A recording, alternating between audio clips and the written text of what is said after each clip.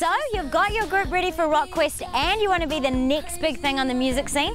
Well, listen up, because I have scored us a 15-minute interview with Kimbra, who's not only got feet tapping here, but also in Australia. She's a huge star and, well, we get to meet her. I've got her a coffee just in case she's a bit jet-lagged. Kimbra is New Zealand's answer to Florence and the Machine, with her indie pop sound and catchy lyrics gaining her recognition. Born in Hamilton, she's now relocated to Melbourne and is ready to release her debut album, Vows. Now, I thought you might be a bit jet-lagged, so I brought you a coffee. Thank you, Kimberly. And how does it feel, Kimbra, to be back in New Zealand? Feels great. New Zealand's always my home. Yes. And I get to see my family this weekend, which will be good, and just to reunite with all the familiar faces. Right, so take us back. Tell us a bit about the story for those who don't know. So it all started at Rock Quest, is that right? Kinda? Yeah, I guess it all started around then. I was about 14 when I first entered. I ended up making it to the nationwide finals of the Rock Quest and came second. So it was really exciting. I was in the competition with a couple of guys that are in the Midnight Youth now and lots of other dudes. And so from then I kept doing music and then moved to Melbourne at 17, where I signed with a management company and started work on my debut album. Right. Tell us a little bit about the new album. So what inspired it and things like that.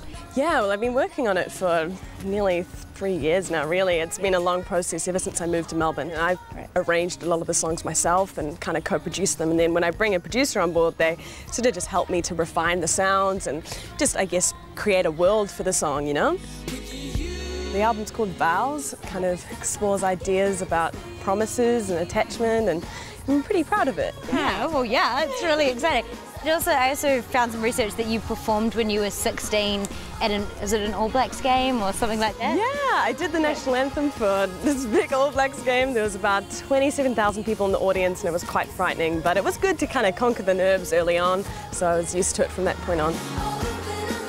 Do you write your own songs and stuff? Yeah, absolutely. Are you like Taylor Swift and then you write songs about like bad relationships? Like, are people afraid of you? Like, you can't get too close to her. She'll write a song. Yeah. Oh, I don't know. I always try to sort of blur it a bit so it's not too obvious that it's about anyone. But you know, I know who they're all about. Oh, cool.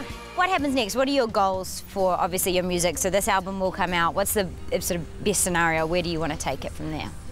I just want to keep making albums, you know. I'm already thinking about the second one. Really? Yeah, totally. When you've been working on this one for so long. Fair enough. Yeah, just kind of take it to the world, I guess, you know.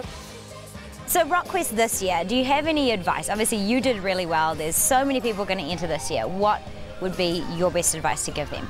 I guess just working really hard on writing as many songs as possible. That was the thing for me, that I was just tried to be really prolific when I was young and have as many, just keep at it and practice, you know, and so that when you go into Rock Quest you have a really good selection of songs to choose from rather than maybe just one, you know, which is really cool. And yeah, I guess just to lots of practice, you know. It takes hard work. Yeah. But also you got to have the passion as well. That's the important bit. Oh, that's so awesome. Well, good luck with the new album and thank you very much. See you guys.